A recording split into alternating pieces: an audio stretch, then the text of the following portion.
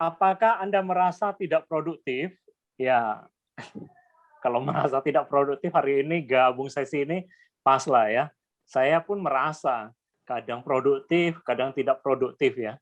Kalau tidak produktif ya nonton TV gitu ya, nengok medsos ya.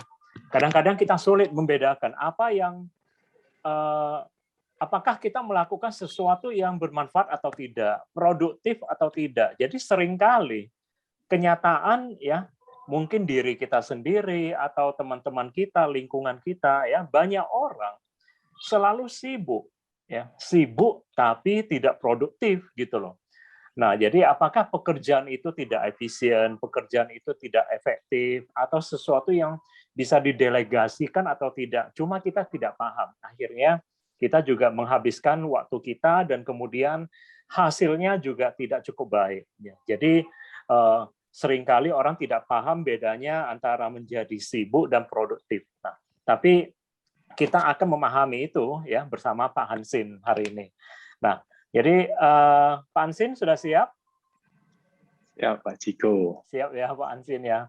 Nah, kita nggak sabar lagi. Jadi saya juga ingin dapat banyak pembelajaran hari ini karena kadang-kadang nggak produktif gitu. Ya, jadi bagaimana seseorang kalau akhirnya merasa tidak produktif? Atau bagaimana seseorang tahu dia produktif atau tidak, Pak Hansin? Nah, Ya. mungkin bisa mulai dari sana. Oke, salam sehat untuk semua teman-teman yang hadir maupun yang tidak hadir ya. Terima kasih kepada M3 kembali memberikan kesempatan kepada saya. Ya, kita hari ini sharing-sharing ringan di hari Senin ya. Nah, mengenai yang diarahkan Pak Ciko tadi, ini sebenarnya sudah umum ya, baik saya, baik Pak Ciko maupun yang lain.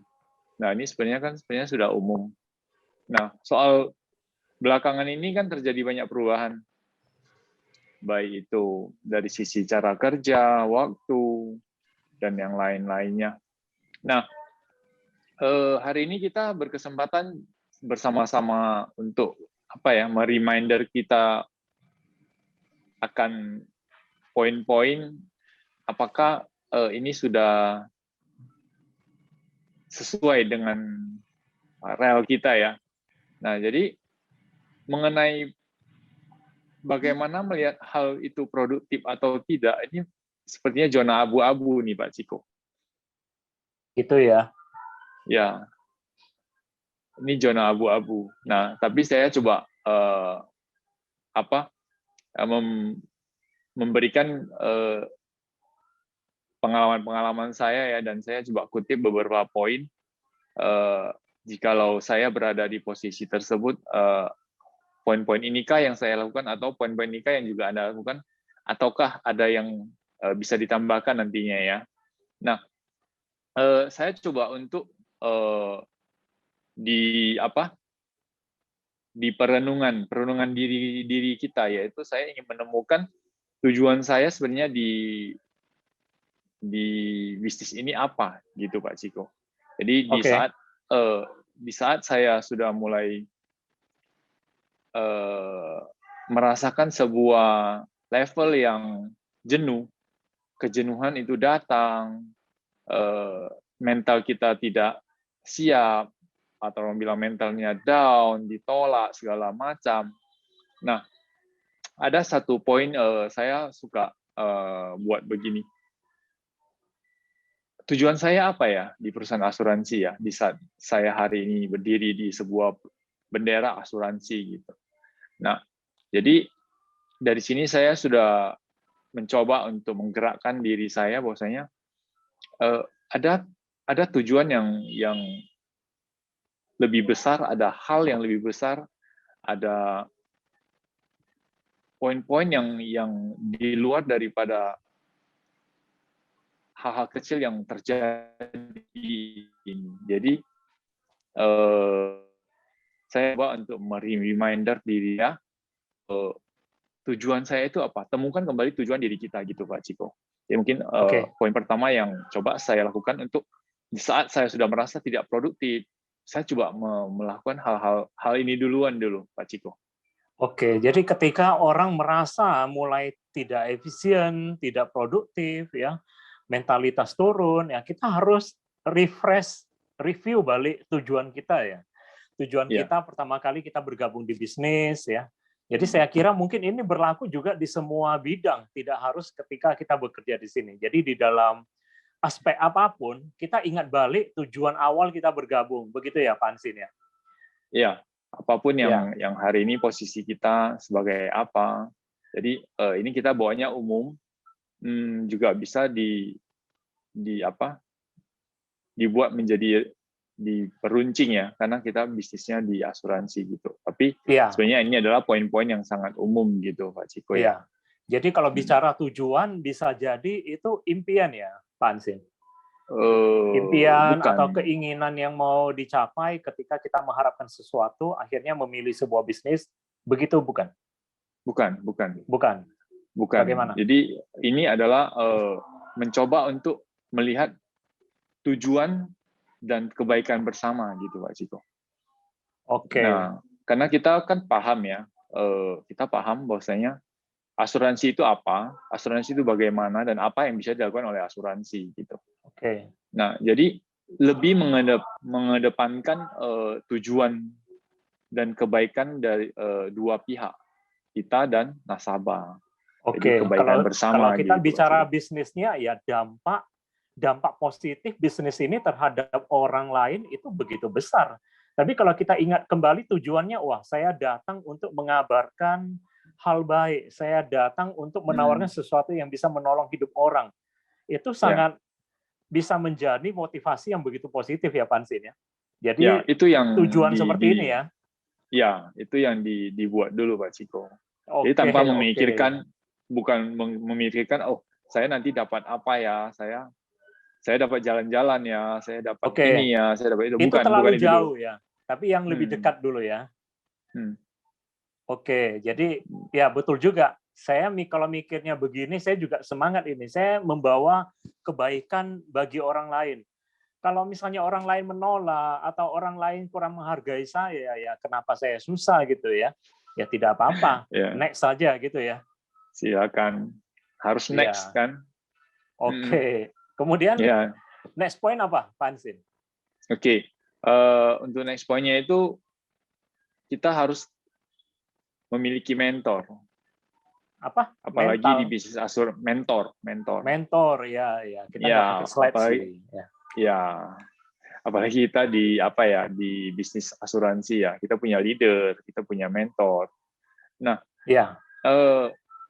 saya selalu teringat dengan pengalaman pertama saya, dan saya tidak pernah bosan dan tidak pernah sungkan untuk menceritakannya. Di awal-awal dulu saya join itu bagaimana saya selalu mengandalkan mentor saya, selalu mengandalkan leader saya, Pak Iskandar Wijaya ya. Nah, Oke. sekecil hal apapun itu akan saya cari gitu.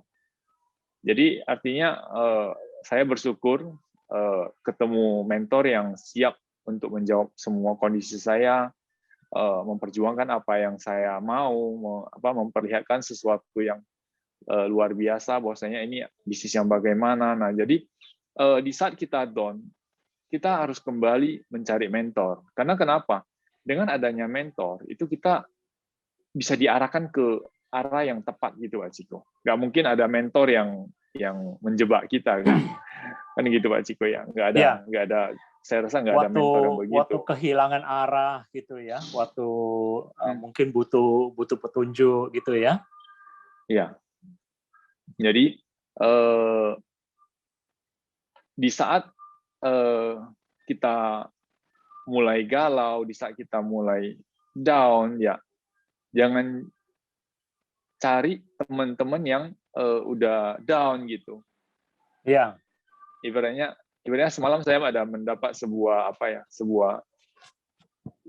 video pendek. Jadi begini, ada dua buah piring. Dua buah piring ini diawali dengan buah yang dua-duanya bagus. Ya. Nah, jadi kemudian ditaruh lagi satu buah yang piring A ini ditaruh itu adalah buah yang bagus plus buah yang jelek gitu. Nah, piring B buah yang bagus, kemudian ditambah dengan buah yang bagus. Pak Ciko, tebak apa yang terjadi? Buah yang bagus tetap bagus, buah yang bagus dicampur yang jelek ikutan busuk gitu ya. Ya, itu maksudnya. Iya, Nah, saya pernah jadi dengar. ya, Bukan, maksudnya ya, saya pernah dengar dulu orang tua ngomong, ya, uh, buah busuk tidak boleh didekatkan atau dicampur dengan buah yang bagus. Itu busuknya bisa menular rupanya. Saya baru tahu gitu. ya. Nah, jadi Pak Ciko lebih pengalaman karena Pak Ciko lebih tua dari saya ya. Aduh, Jadi jangan menuakan saya. jadi saya semalam baru tahu Pak Ciko. Jadi Oh ya, mengapa hari ini saya ceritakan ulang. Nah, jadi sama seperti kita waktu tidak merasa tidak produktif, mental down, segala macam. Ya carinya mentor. Mentor yang bisa kita curhat, mentor yang bisa mengarahkan kita, karena dengan pengalaman mereka saya yakin itu dia bisa mengoptimalkan potensi-potensi kita gitu. benar, Jadi benar, setuju. jadi istilahnya cari mentor di warung kopi boleh, tapi jangan cari orang-orang yang di warung kopi yang tugasnya gosip gitu, yang suka Iya, gosip gitu. iya, Nah, jadi mungkin itu Pak Ciko yang mungkin kita mau review ya hari ini. iya. Satu, temukan di tujuan kita, dua, cari mentor, ya mungkin Ya, begitu Pak Ciko. memang seringkali kadang-kadang ya teman-teman, saya juga pernah mengalami di lapangan dimanapun lah. Kadang-kadang kita bisa kehilangan arah, kita bisa menemui rintangan yang, waduh, kita tidak punya jawabannya di sini. Jadi mau tak mau kita butuh jawaban. Dari mana? Ya, dari senior Anda, dari leader, dari mentor, apapun istilahnya. Jadi seseorang yang bisa membuka pikiran kita lebih jauh, bisa membuka hati kita lebih baik, ya, bisa memberi kita lebih banyak input-input positif. Jadi dulu saya pernah ikut motivasi, ya, motivasinya siapa saya lupa ya, mungkin James Clear. Kalau sesama sales, sesama marketing itu ketemunya ya yang kayak Pak Hansi bilang tadi, sama-sama yang down, sama-sama yang mentalnya performance-nya lagi jelek, akhirnya gimana? Tidak ada solusi, saling curhat, ya, saling komplain. Jadi itu ibarat minyak yang terbakar, ya, itu ditambahin minyaknya makin besar apinya. Nah, gitu ya Pak Hansin ya. Ya, jadi penting ya kita tetap untuk selalu berada di lingkungan positif atau berbicara kepada orang yang ya lebih positif dari kita lah ya, minimal ya. Mungkin Oke, gitu, Pak bagus Ciko. ini Pak Hansin. Ini baru poin 2 aja sudah bagus. Mengingatkan saya begitu banyak hal, maka saya keluarkan sekalian ekspresi. Pak Ciko lebih berpengalaman ya dari saya. Aduh. Lanjut Pak Hansin. Jadi next point apa lagi? Next point ya, kita dengan saya sebut itu kelola diri. Artinya kita harus merencanakan dan mengatur waktu yang efektif.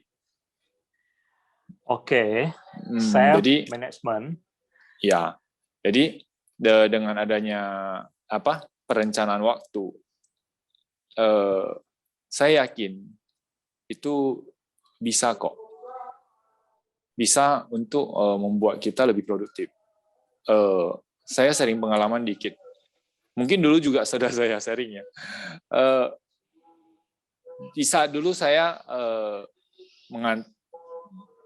mengantar anak ke sekolah, mengantar anak les, melakukan pekerjaan yang lain, dibarengi dengan saya prospek, dan saya buat susunan waktunya itu bisa berjalan dengan baik gitu. Jadi artinya saya benar-benar tahu schedule saya hari ini apa, besoknya apa, dan apa yang bisa saya lakukan gitu. Jadi poin-poin sederhana tapi mengubah cara bekerja saya. Jadi artinya di saat sekarang karena kebanyakan WFH atau apa, jadi sedikit lebih bagaimana ya gitu ya Pak Ciko ya. Mungkin kita sendiri lebih merasa, kita merasa jadi lebih santai gitu karena WFH kan. Jadi sebenarnya perubahan itu yang pasti adalah perubahan, benar nggak Pak Ciko? Iya. Kan? Memang. Nah, perubahan itu ya jadi kita harus mulai hari ini sebenarnya saya sendiri juga harus merasa siap. Mengapa? satu sisi nasabah ada yang memang susah dikunjungin. Sisi lain sebenarnya sekarang juga sudah mulai menjadi sebuah new normal, bahwasanya kalau kita keluar-keluar itu ngobrol segala macam, pakai masker, pulangnya kita cuci tenggorokan, cuci hidung, segala macam. Ya, sebuah prokes yang kita jalankan yang mudah-mudahan kita bisa terbebas kan dari si penyebab pandemi ini gitu Pak Ciko. Jadi artinya Ya, sudah saatnya mungkin kita kembali mengatur jadwal, termasuk saya pribadi ya. Satu hari paling tidak kita prospek 1 orang. Jadi artinya poin ini saya teringat kembali, dulu saya buat begitu. Satu hari pokoknya saya harus jumpa 1 orang. Dia closing, dia tidak closing, itu urusan kedua. Yang penting saya hari ini harus bicara yang namanya asuransi. Yang hari ini harus saya bicara resiko hidup. Yang hari ini saya harus bicara adalah tanggung jawab keluarga. Nah, jadi poin-poin ini yang mungkin kita harus sama-sama kembali koreksi, kita sama-sama kembali untuk introspeksi ya. Introspeksi ya. Bukan koreksi, ya introspeksi ya. Bagaimana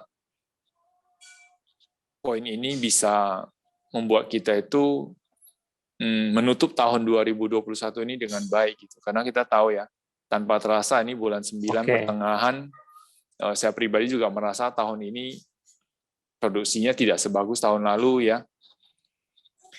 Padahal tahun lalu vaksinnya juga belum begitu kencang, tahun ini vaksinnya sudah ada banyak dan mulai banyak yang vaksin, tapi mengapa kita sendiri kok tidak bisa produksi dengan baik, kita tidak produktif dengan baik. Nah, jadi poin-poin ini mungkin bisa kita buat ya Pak Ciko. Tadi saya tangkap Pak Hansi mengatakan ya mungkin via apa saja ya, via telepon, via chatting gitu ya. 1 hari minimal 1 kali sharing topik asuransi gitu ya. Ya. Bicara tentang proteksi, bicara tentang tanggung jawab keluarga. Ya, bagi saya itu masukan yang baik. Saya juga mau coba. Oke, terima kasih Pak Hansin. Ini poin yang kuat. Kemudian gimana Pak Hansin? Tadi bicara manajemen waktu dalam kelola diri. Ada lagi poin lain dalam kelola diri? Iya, harus bebas dari rasa tertekan, Pak Ciko. Jangan merasa tertekan gitu. Oke, jangan merasa stres ya. Jangan merasa stres, jangan merasa tertekan, ya jangan ada beban. Artinya gini loh. Hari ini saya ketemu Pak Ciko, saya ngobrol, saya prospek ataupun sampai dengan ujungnya cerita proposal, bahas produk segala macam. Toh masih belum goal, belum deal, belum tanda tangan. Easy going aja gitu. Artinya hari ini target saya adalah bercerita kan. Hari ini target saya adalah bukan untuk membuat Pak Ciko itu langsung menjadi nasabah saya, tapi kita punya kesempatan untuk mengenal Pak Ciko lebih banyak, kita tahu kebutuhannya apa gitu ya. Jadi itu nanti kita lebih tahu gitu Pak Ciko. Iya. Easy going ya, sederhana tapi penting ini efeknya. Kalau saya rasa begitu ya. Ya, mudah-mudahan bisa membantu kita. Ya, bagus juga Pak Hansin. Jadi dari kelola diri, kemudian apalagi yang membuat kita lebih efisien, menjadi lebih produktif? Nah, next saya ingin membuat sebuah segmentasi. Kita harus susun segmentasi. Artinya segmentasi. Segmentasi pasar. Karena nasabah ini ibaratnya pasar gitu kan. Di pasar itu apa aja ada kan gitu. Nah, anggap kita ke pasar kalau beli buah apa kan banyak ya Pak Ciko ya. Buah jeruk aja contohnya, jeruk madu, jeruk kecil, jeruk peras, jeruk nipis banyak gitu. Nah, jadi hari ini saya ketemu Pak Ciko itu sebelum membahas, saya harus mengenal Pak Ciko kan, kebutuhannya apa, gitu, perilakunya bagaimana, sifatnya apa, itu munculnya dari mana? Dari pengenalan, dari pendekatan, dari ngobrol. Nah, jadi artinya kalau hari ini saya udah yang sudah kenal Pak Ciko, ya mungkin saya bisa skip beberapa poin kan. Tapi tidak salahnya saya juga kembali seperti yang tadi gitu, mengenal kembali Pak Ciko sifatnya. Apakah sudah berubah, dulu dia humble, apakah hari ini dia masih humble gitu kan. Ya, Nah, mungkin besok arogan ya. ya Pak Cikonya dulu ganteng, apa hari ini masih ganteng gitu kan. Nah, jadi kenapa? Ini sifat manusia ya, kita semua harus sadar sebenarnya. Jadi manusia itu makhluk sosial yang tak terlepas dari emosi. Nah, bagaimana hari ini kita duduk, kita ngobrol, kita berbicara, sebenarnya ini semua tidak terlepas dari satu hubungan ke hubungan-hubungan yang lain gitu Pak Ciko. Itu mungkin menurut pendapat saya. Nah, jadi begitu kita tahu nasabah yang begitu majemuk, nah disinilah kita harus menyusun segmentasi. Nah, ini anak muda. Saya harus bercerita apa ya kalau ketemu Pak Ciko hari ini yang berumur 25 tahun, belum berkeluarga, Pak Ciko baru bekerja. Ya. Jadi tidak ada tanggungan. Jadi saya harus bercerita apa ya? Ini sudah harus ada di dalam diri saya. Saya harus mengobrol apa? Saya harus membawa bahan apa? Ya, artinya kita harus punya bekal dasar, pengetahuan dasar tentang masing-masing segmen ini ya. Mungkin orang-orang berusia 20 sampai 25 ya, 25 sampai 35 dan seterusnya. Butuh apa ya, pemahamannya seperti apa. Jadi kita bisa menyesuaikan apa yang perlu kita utarakan, begitu ya Pak Ansin? Mungkin begitu Pak Ciko, karena itu yang saya lakukan ya sebenarnya ya. Karena saya begitu ketemu Pak Ciko yang umur 25, insting saya akan langsung bermain. Bahwasanya Pak Ciko, saya ngobrol ke dia ini cukup proteksi kesehatan aja deh. Yang lain tidak terlalu penting gitu. UP jiwa ya oke lah gitu. Jadi kita hari ini tahu arahnya mau kemana gitu. Ya, benar. Karena kenapa? Konsep untuk asuransi begitu banyak. Saya mau bawa yang mana ke Pak Ciko? Pak Ciko baru 24 tahun. Saya cerita konsep 28.000 hari. Blank enggak? Bisa dipakai? Bisa. Tapi ceritanya kan menjadi sangat panjang. Membawa gambaran yang sangat panjang di depan seorang anak muda yang berumur 20 tahun, 23 tahun. Yang baru mau berkarir ya. Iya. Baru mulai mendapatkan gaji gitu. Iya. Sedangkan anak 20-an tahun sekarang yang penting apa? Dia lebih mementingkan kebutuhan apa? Dasar. Menurut Pak Ciko. Mungkin ya, pakaian, handphone, gaya hidupnya ya, pendidikan, kuota, ya, internet. ya. Nah, jadi apa yang bisa dilihat orang, apa yang dia bisa ikutin orang. Orang udah pakai iPhone 12 Pro nih. Ini udah keluar Samsung Flip, bulan ini ada keluar iPhone 13. Saya harus ikut ini. Nah, ini yang menjadi apa kan? Tapi kita malah bisa membuka bahan pembicaraan dari hal-hal kecil ini. Yang dimana kita bisa kasih gambaran dengan pengalaman kita ya, pengalaman kita masing-masing, kita bisa gambaran. Nah, inilah masalahnya. Kita jelaskan dari situ menjadi sebuah masalah bagi orang yang terus mengikuti gaya hidup yang seperti ini. Saya punya teman, dia beli iPhone 10. Waktu itu iPhone 10 baru keluar, dia beli. Kita bilang, wah luar biasa. Dia bilang, slow bro. Ini saya beli, ini pakai sampai iOS-nya itu nggak bisa update. Itu baru saya nggak pakai. Jadi selagi iOS-nya masih bisa update, ini saya nggak akan tukar. Nah, jadi ada poin yang memang benar-benar dia beli mahal, tapi pakainya itu paling tidak, kalau iPhone kita tahu ya, paling tidak bisa 7 tahun, 8 tahun ya. Nah gitu. Benar. Nah, saya punya contoh sendiri, iPhone 5 hari ini udah nggak bisa update. Karena kenapa? Ada iPhone 12 kan. Berarti ada beberapa dia lompat berapa generasi gitu. Nah, jadi sudah lama sekali dia pakai ya. Nah, jadi artinya kita bisa mencoba untuk menyusun segmen-segmen begitu gitu. Jadi kita tahu kita mau mengarahkannya itu kemana gitu. Nah, jadi mungkin ini poin-poin sederhana yang ingin saya lempar kembali, ingin saya sharing kembali. Harapannya kita semua ya introspeksi, bagaimana kita koreksi, kita review, kita buat Benar. gambaran bahwasanya ini bagaimana ya gitu, Pak Ciko ya. Ya, benar, setuju. Setuju.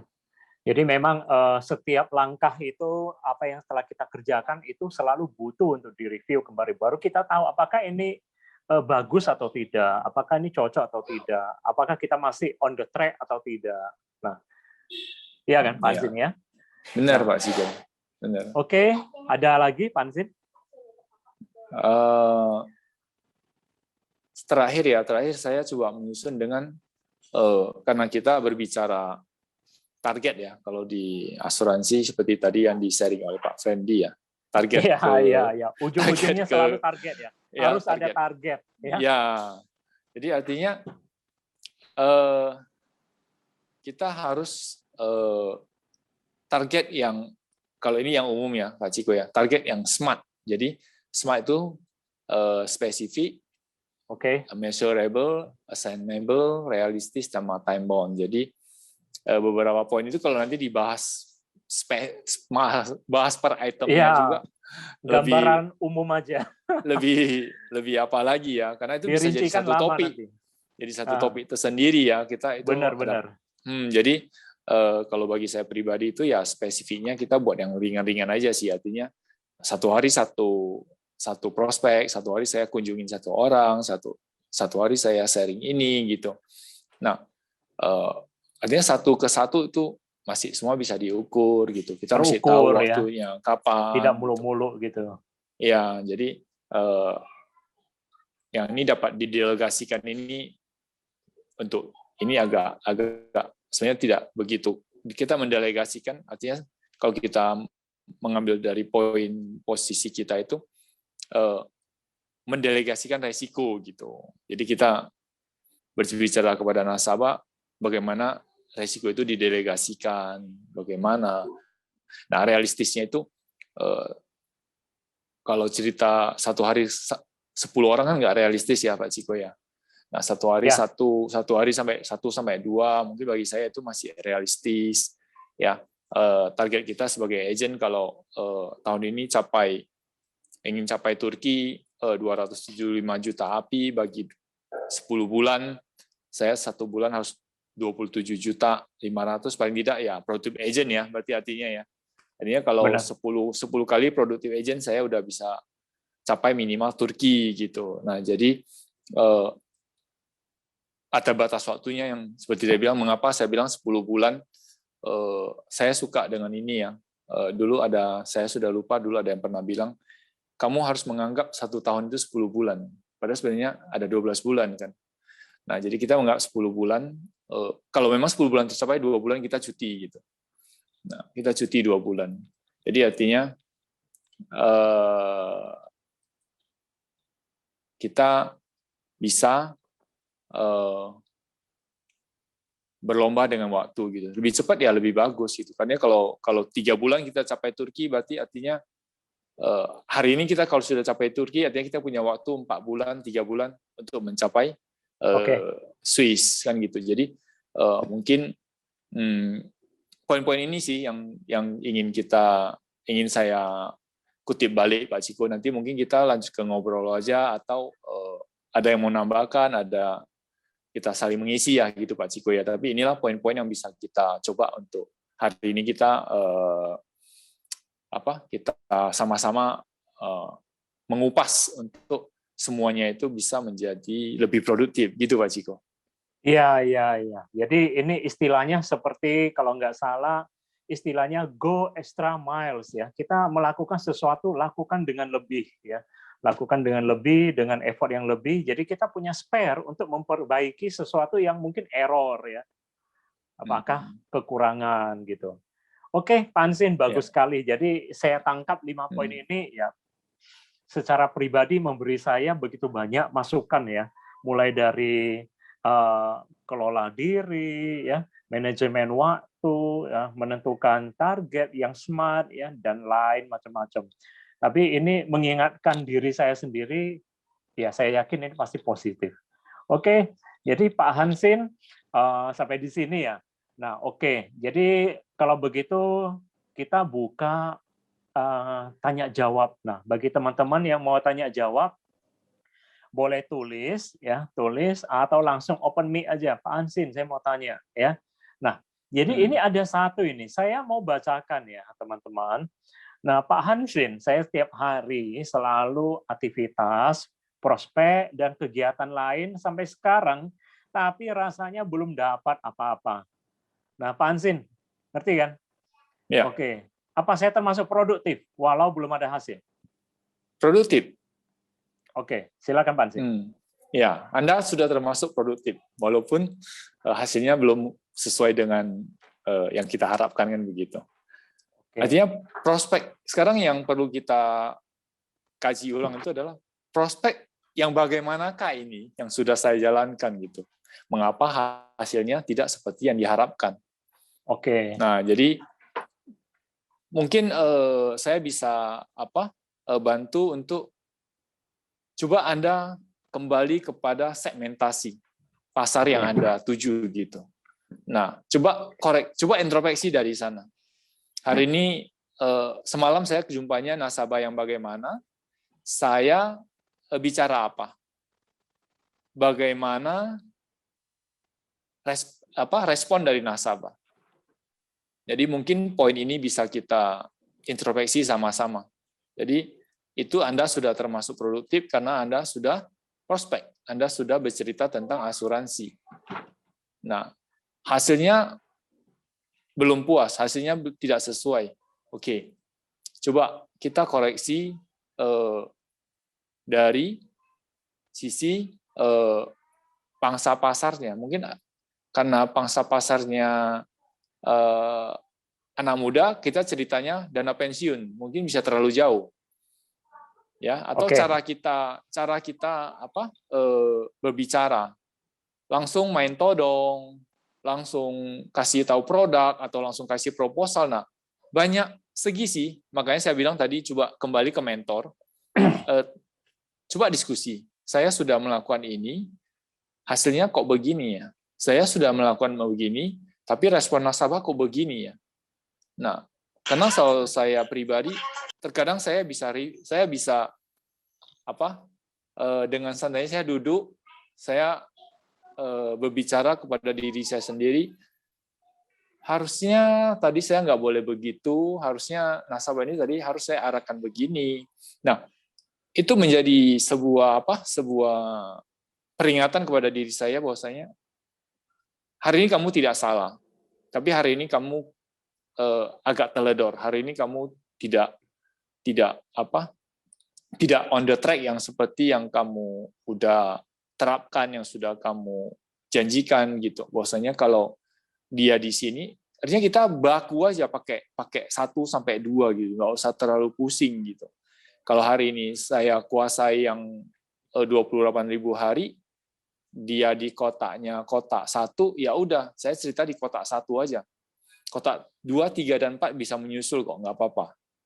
Artinya kita sendiri yang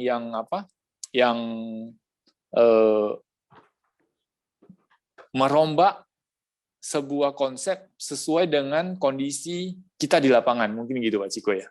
Ya, oke, saya ngerti. Jadi teman-teman artinya kita harus berimprovisasi lah, kita harus bersikap fleksibel terhadap situasi di lapangan ya. Jadi apa yang dibutuhkan itu yang kita perlu. Tapi saya pikir ya ujung-ujungnya kita harus fact finding juga. Kita berbicara kepada orang seperti apa, apakah dia bisa buat keputusan finansial atau tidak. Begitu ya Pansin ya. Ya satu sisi itu agak sudah menjauh sih gitu. Karena kenapa? Untuk membuat keputusan itu harusnya kita sudah punya feeling ya. Karena pertanyaan juga bakal sama walaupun hari ini dia big boss. Tetap nanti dia bisa ngomong, nanti saya tanya dulu ya sama istri saya ya. Iya.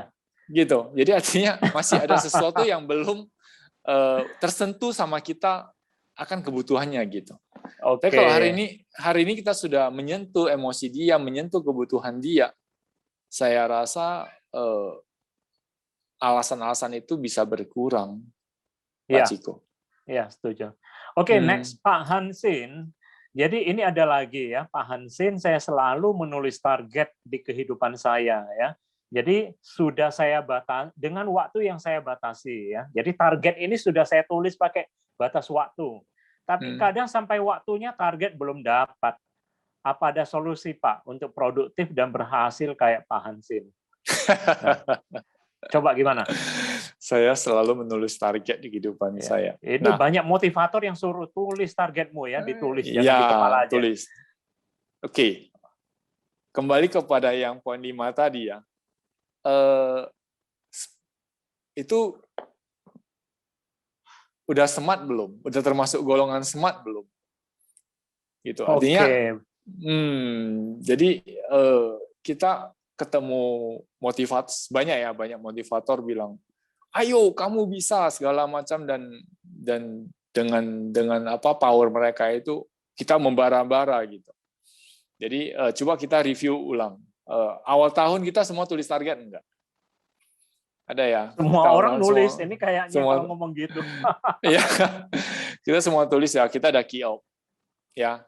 Nah, hari ini kita coba review perbandingan antara aktivitas kita dengan target gitu. Artinya begini, kita menulis target tahun ini produksinya 600 juta deh ceritanya ke diri kita, satu tiket gold trip. Ya, satu tiket gold trip. Nah, kita buat. Kita punya waktu berapa tadi? 10 bulan ya, Pak Jiko ya? Ya. Nah, kita punya waktu 10 bulan. Berarti 1 bulan saya harus 60 juta apinya. Benar ya? Iya. Nah, 60 juta. Berarti per minggunya saya harus ada 15 juta. Oke. Benar. Nah, saya harus punya 15 juta api per bulan. Per minggu ya. Nah, kalau kita cerita perbandingan yang biasa-biasa, 1:10, minggu ini saya ketemunya berapa orang? Kita coba kembali gitu. Jadi kita bisa review. Jadi artinya ini sebuah pola yang memang benar-benar sudah ada, dan ini hanya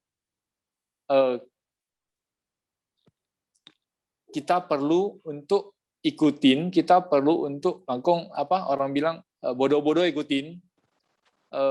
Kalau katanya satu case jumpanya 10 orang untuk dapat yang 15 juta target. Nah, hari ini saya jumpa berapa orang? Hari Senin nggak jumpa orang karena hujan. Selasa nggak ketemu orang. Rabu nggak ketemu orang. Kamis ketemu 1 orang. Jumat ketemu 2 orang. Saya baru ketemu 3 orang. Dan semuanya tidak closing. Artinya ada perbandingan yang sangat mencolok di antara aktivitas kita dengan target.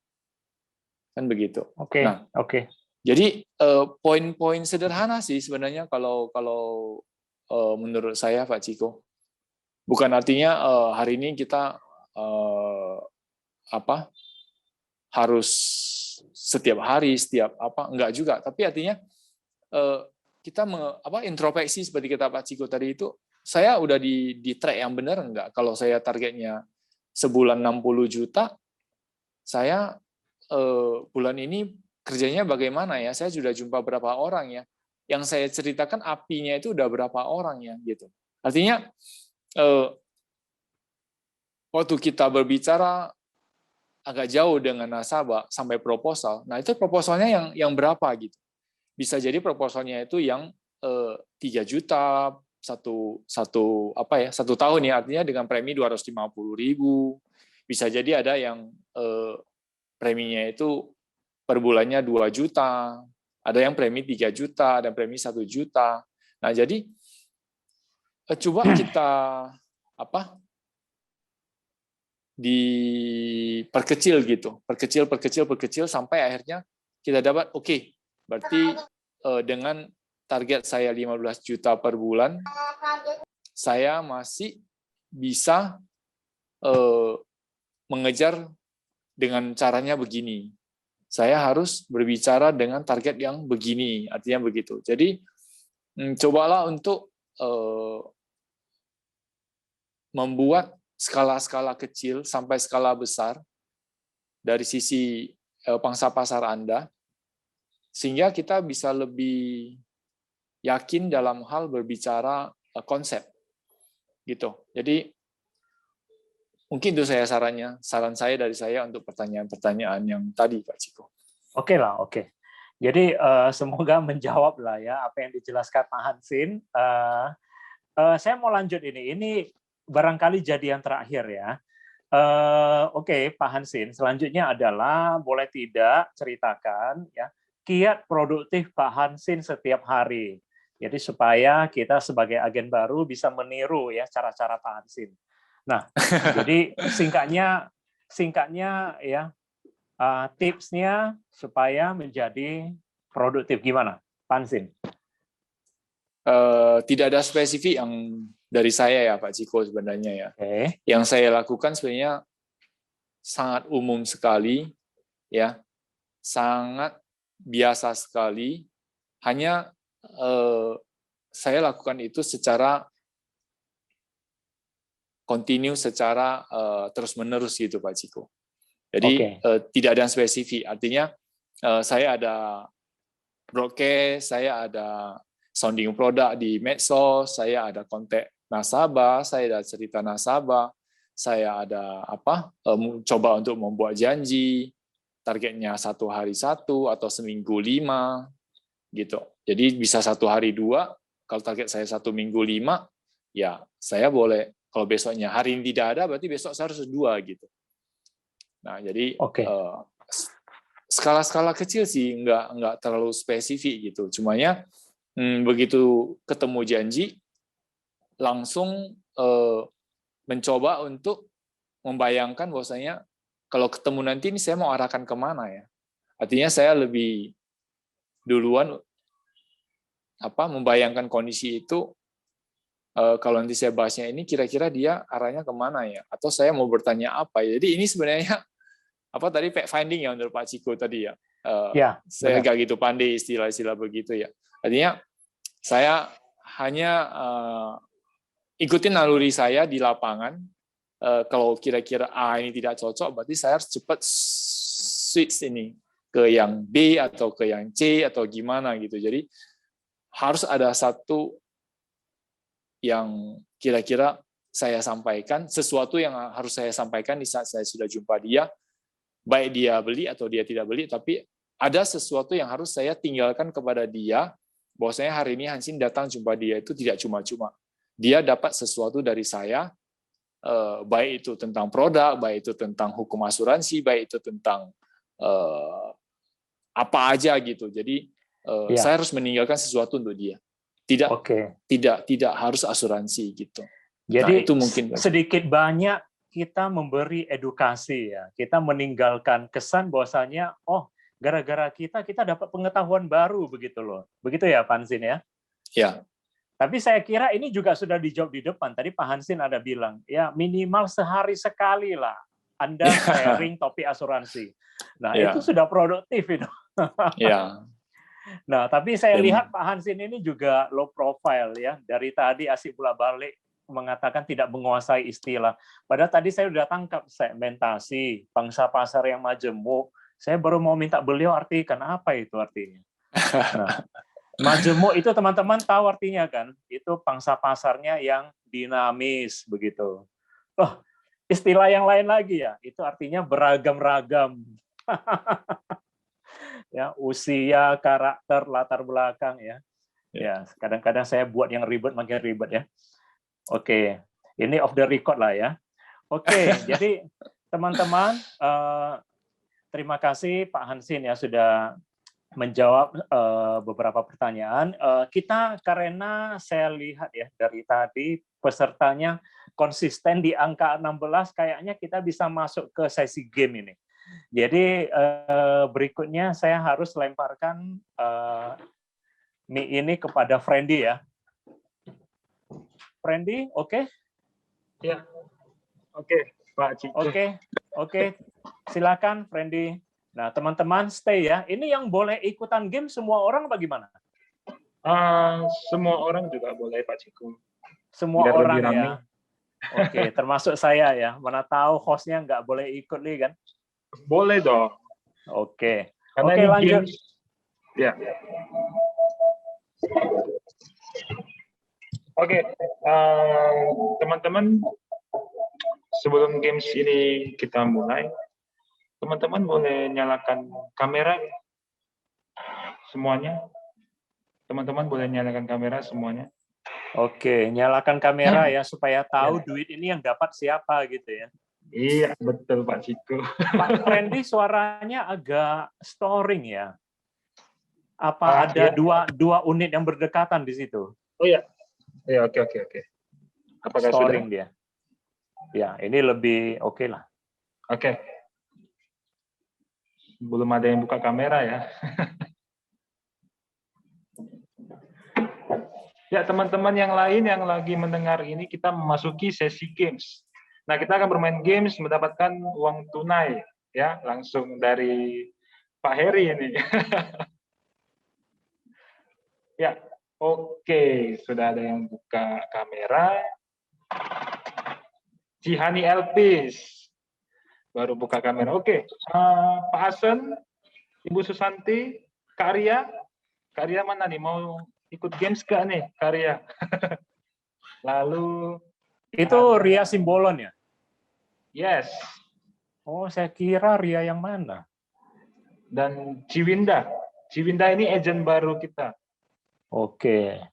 Ini pertama kali nih saya lihat Bu Suliani akhirnya buka kamera. Cakep gitu. Oke, teman-teman, karena daripada kita menunggu terlalu lama ya. Oke, games kita hari ini adalah namanya games ambil barang kamu. Ya, ambil barang kamu. Oke, sebentar. Oke, teman-teman, jadi saya peragakan dulu cara bagaimana permainan games ini. Jadi saat saya mengucap ambil barangmu, pulpen, contoh ya, ambil pulpen, maka ambil barang kamu langsung, lalu taruhkan di depan kamera dan tunjukkan ke kamera, contoh seperti ini. Ya. Waduh, susah ini gamenya. Iyalah, kan mau dapat uang agak susah, Pak Ciko. Coba saya bilang, ambil terong. Nah, coba. Ambil terong. Ambil kacang panjang, pasti nggak ada. Ya. Oke, jadi sekali lagi contohnya adalah misalkan saya ambil barang kamu pulpen, tunjukkan di depan kameramu pulpen. Siapa paling cepat ya dan paling banyak mengumpulkan poin paling cepat, maka dialah pemenangnya. Oke, ini adalah sesi ice breaking ya, kalau katanya ice breaking itu kayak refreshing ya, setelah kita mendengarkan motivasi yang luar biasa dari narasumber. Oke, kita mulai. Teman-teman sudah siap? Testing ya, testing. Testing ya, kita testing dulu ya. Oke. Oke, kita testing. Ambil barang kamu. Pulpen. Coba. Pulpen.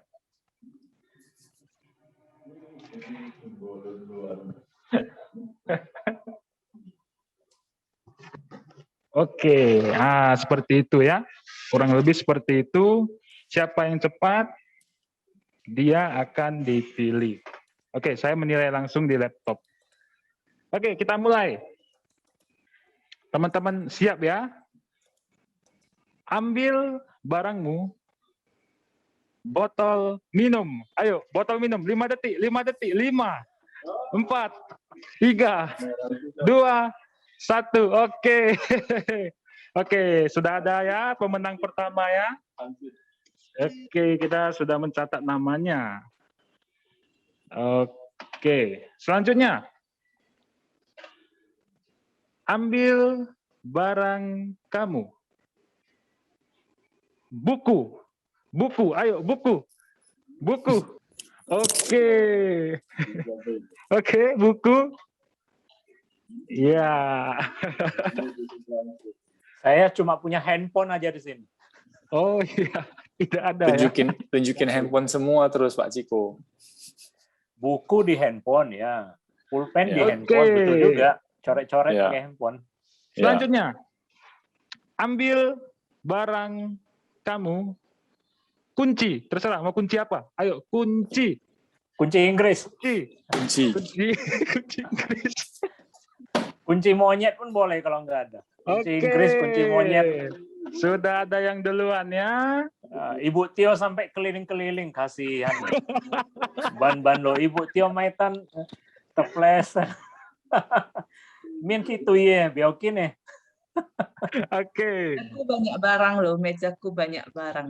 Oh, meja Ini Ibu Nur ini banyak barang, bisa jadi orangnya berantakan ini. Maka jarang beres-beres. Jadi dari tadi cuma duduk aja tinggal ambil ya. Saya kalau mau ngambil pulpen aja, saya harus keluar buka kotak pensil. Nah, Wah, Pak Ciko berarti rapi ya menyimpan di kotak pensil ya. ya, Ini saya aku memang kotak begitu. pensil. Wah, kotak pensil ada di meja Bu Nur nih. Oke, kita lanjut. Ambil barang kamu. Charger handphone. Charger handphone. Ayo, apakah masih ada di meja Ibu Nurni? Oh, masih ada.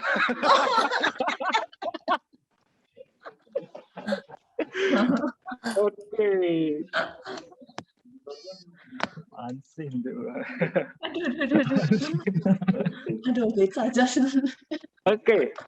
Selanjutnya. Ambil barang kamu. Spidol. Ayo. Ada yang ada spidol? Teman-teman? Oh, spidol. Hendik, kalau bisa jangan ATK semua, jangan ATK. Hah? Kalau bisa? Jangan Jangan sebut alat ATK, handphone. alat tulis. Sekarang di depan saya ada guling ini. Kenapa nggak bilang dari tadi ambil bantal guling? Saya langsung cepat. Oke. Randy Ini bilang Ah, vitamin Iskandar C. punya barang langka. Nah. Vitamin C ya. ini kedua terakhir. Ambil barang kamu. Boneka. Boneka. Oh, boneka. Boneka.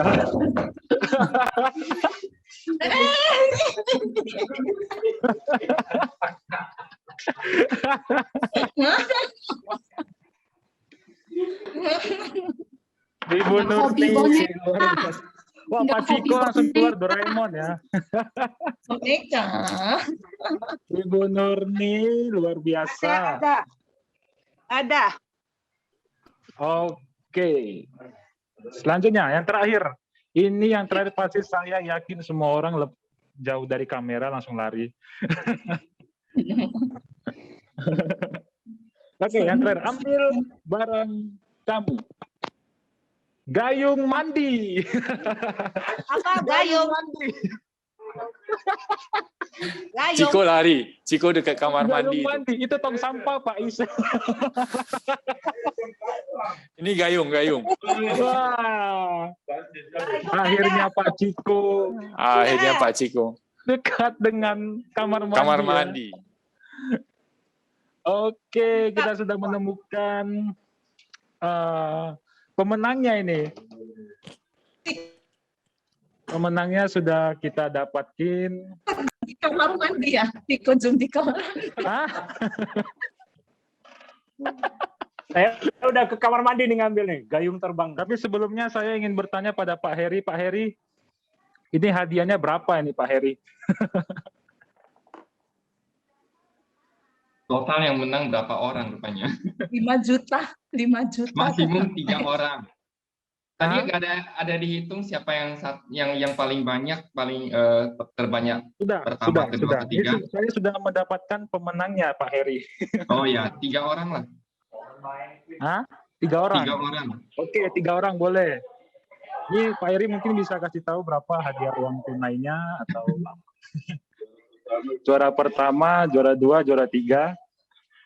Oke, juara pertama kita kasih 20.000, yang juara ketiga 20.000, juara kedua 30.000, juara pertama 50.000. Nanti akan dikirim ya dengan nomor dengan GoPay. OVO ya.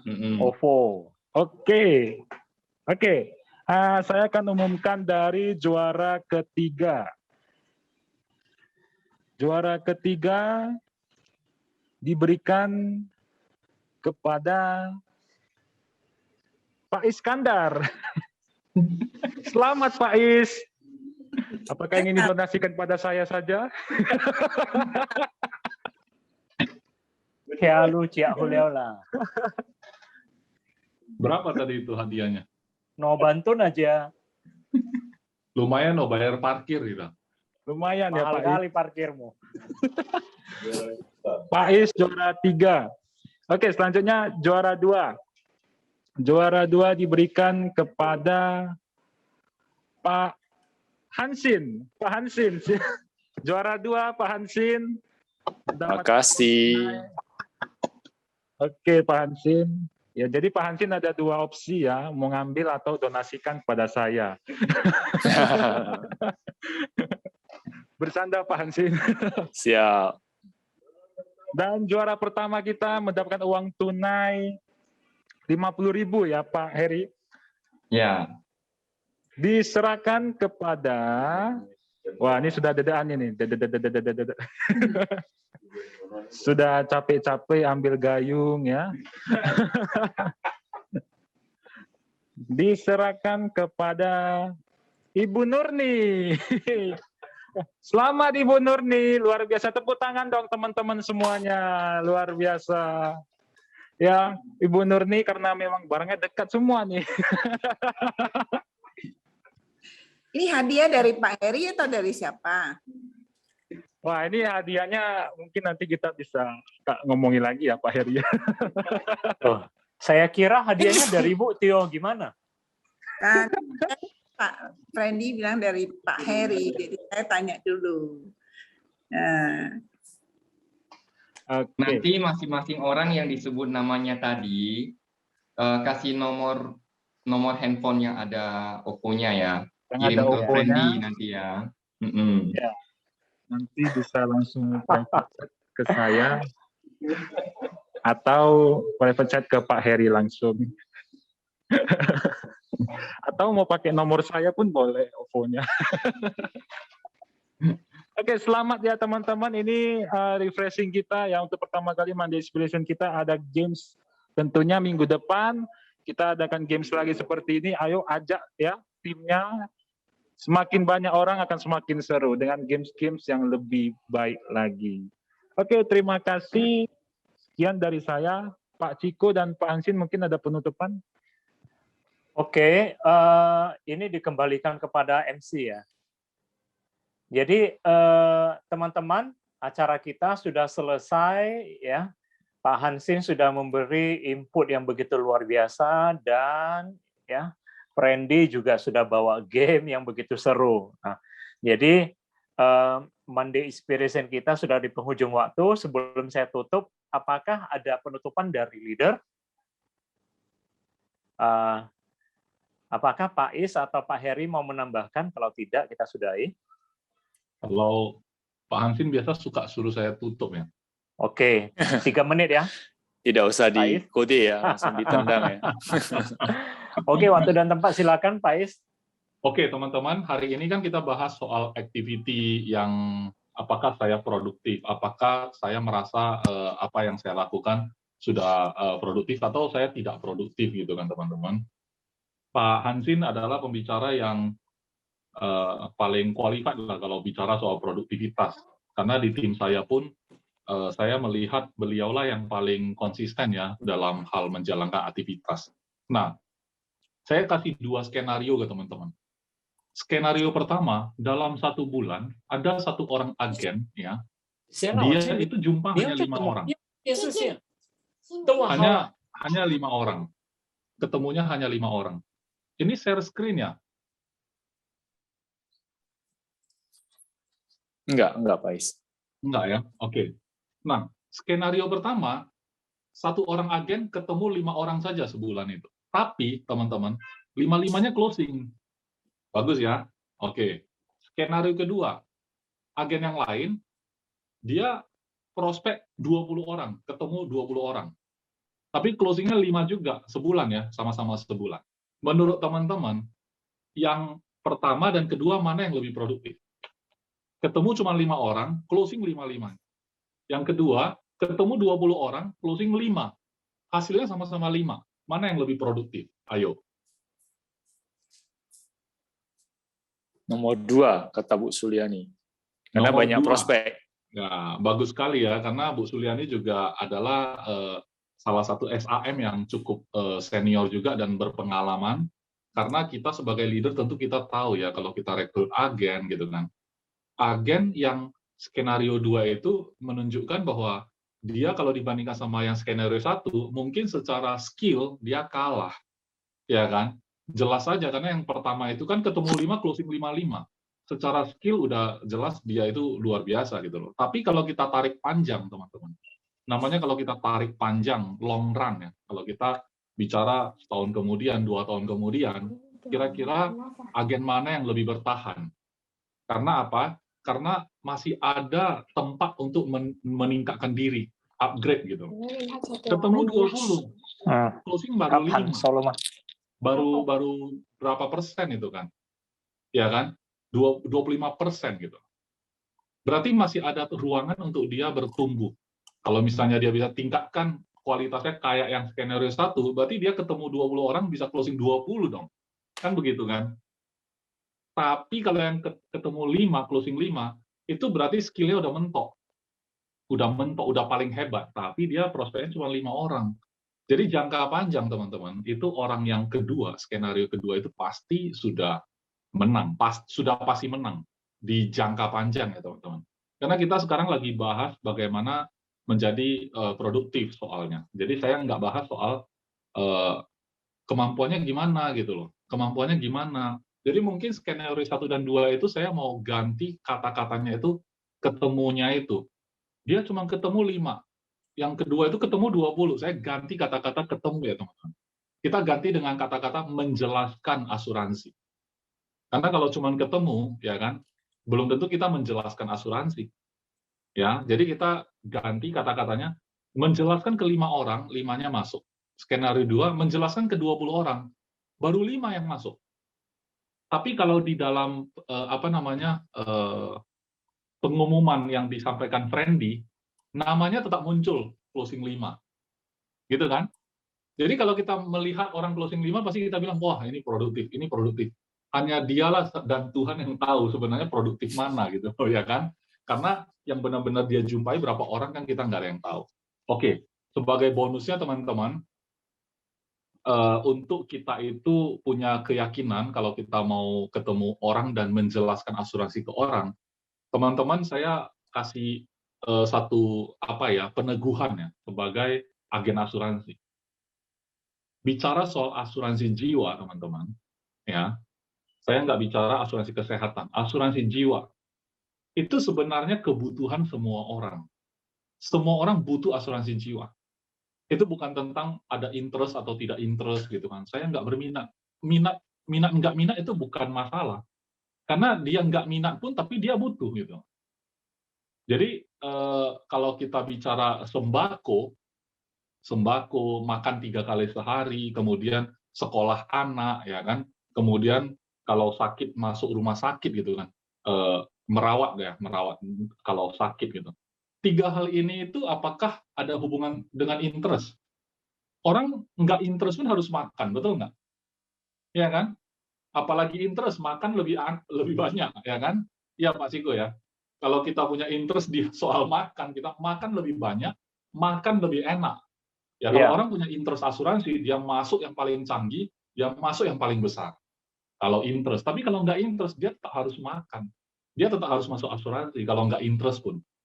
Kemudian, yang kedua, dia butuh asuransi terlepas dari ngerti atau tidak.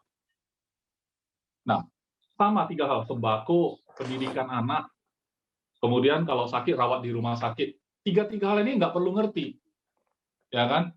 nasi Padang terbuat dari apa, pokoknya kita tetap butuh makan. Ya kan? Kita nggak ngerti masak, kita tetap butuh makan. Kita nggak ngerti kalau sekolah anak kita itu dia ngajar apa aja, tetap kita sekolahkan, betul nggak? Berarti kan tetap kita kirim anak kita ke sekolah. Terus kita nggak ngerti kalau sakit itu harus pakai obat apa, yang penting kita dirawat aja di rumah sakit. Nah, tiga hal ini adalah cerminan bahwa asuransi juga kayak gitu. Tidak perlu ngerti atau tidak, tetap dibutuhkan, gitu teman-teman. Kemudian, yang ketiga, teman-teman, orang butuh asuransi jiwa, bukan tentang untung atau rugi. Sama dengan tiga hal ini. Sembako, aku makan ini lebih untung atau itu lebih untung. Pokoknya untung rugi tetap harus makan. Iya kan? Misalkan kita terdampar di satu tempat, tiba-tiba dia jual makanan lebih mahal, ya tetap aja makan. Saya dengar di Papua itu, dulu waktu bensin belum disatu hargakan, teman-teman tahu nggak 1 liter bensin berapa harganya? Tidak. 100.000. Siapa yang bisa isi bensin motornya? Hanya orang kaya gitu loh. Itu mewah, ya kan? Jadi berapapun yang mereka dapatkan, mereka harus habiskan kalau mau beli bensin gitu. Nah, jadi artinya bukan soal untung rugi. Masalahnya kalau kita udah butuh, ya kan? Rugi pun kita harus beli barang itu. Pendidikan anak, kita bukan soal untung rugi gitu loh. Masa kita sekolahkan anak, kita tanya dulu anak kita dengan matang. Nak, Papa sekolahin kamu dari TK sampai nanti kuliah sampai selesai. Kira-kira kamu bisa balikin aku berapa? Kita ngomong ke anak kita dulu. Kita studi kelayakan dulu. Apakah kita begitu? Kan enggak kan? Ini entah saya kuliahkan sampai kedokteran misalnya atau sampai jadi SH atau apa, kira-kira dia berbakti atau enggak pun saya belum tahu. Pokoknya saya tetap harus sekolahkan dia. Enggak ada untung rugi gitu loh.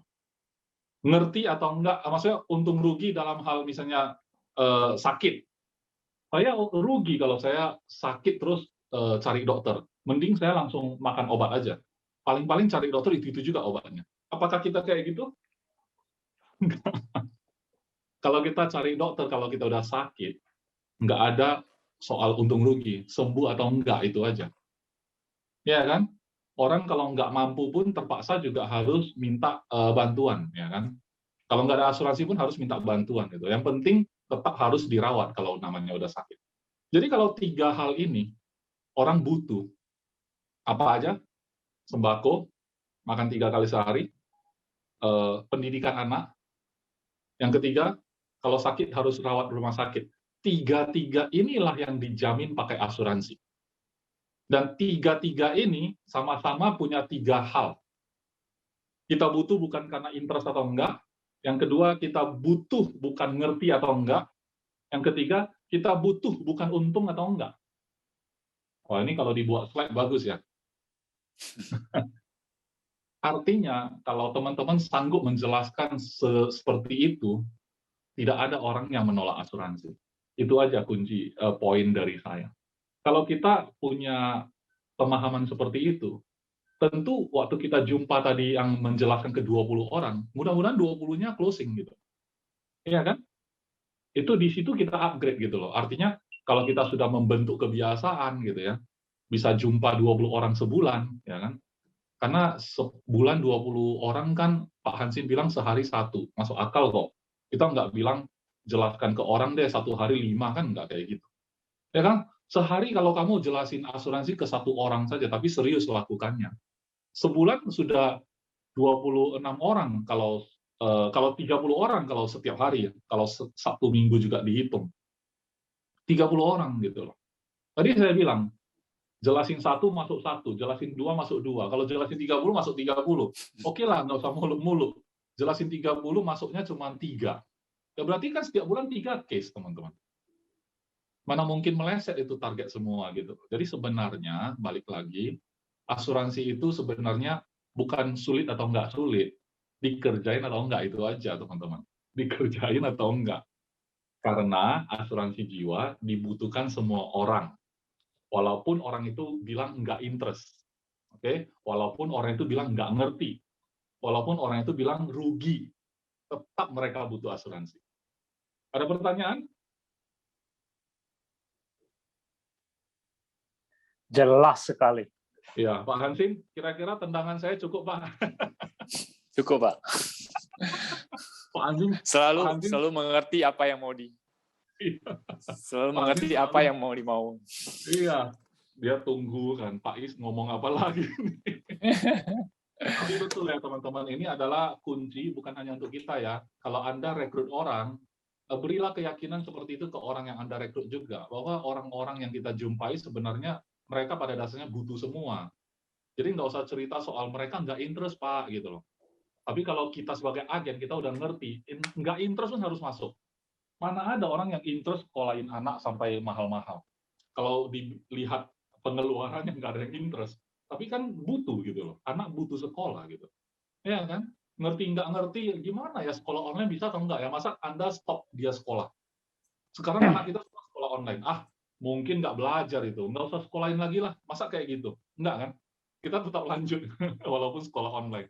Kita nggak ngerti, tapi kita lanjut. Untung atau enggak kita nggak tahu, lanjut tetap sekolah itu gitu loh, kayak gitu.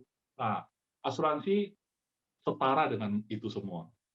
Karena yang tiga-tiga ini nggak boleh berhenti sampai mereka tidak butuh makan lagi, ya kan? Nggak mungkin kan, kecuali udah meninggal. Sampai mereka sudah tidak perlu kuliah lagi, ya berarti kan mereka udah dewasa. Sampai mereka tidak bakal sakit lagi, berarti kan selagi hidup butuh ini semua. Berarti selagi hidup butuh diproteksi ini. Karena kalau nggak ada ini bisa mati, ya kan? Tembakau nggak ada, ya kan? Sehari tahan lah ya, 2 hari tahan lah ya. 1 minggu, 2 minggu mati gitu, tetap mati. Jadi sebenarnya untuk membuat mereka tetap hidup, mereka butuh 3 hal ini, dan 3 hal ini bisa diasuransikan. Gitu. Itu aja teman-teman. Thank you. Keren. Mute, Pak Ciko mute. Ngomong apa, Pak? Lupa, sorry. Saya ulangi apa yang saya ngomong ya. Saya bilang tadi terima kasih Pak Hansin sama Pak Iskandar ya, yang sudah berbagi motivasi positif dan tips-tips supaya makin produktif ya. Jadi teman-teman, yang penting ya sedikit atau banyak kita bisa implementasikan di dalam pekerjaan kita ya, kita bisa praktekkan. Itu saja yang penting dikerjakan ya. Nah, jadi sampai ketemu lagi di meeting berikutnya. Nah, semoga teman-teman ya tetap sehat dan sukses selalu ya. Tetap jaga prokes, oke? Nah, sampai jumpa. Terima kasih Pak Ciko, terima kasih semua. Bye. Thank you. Thank you. Thank you ya.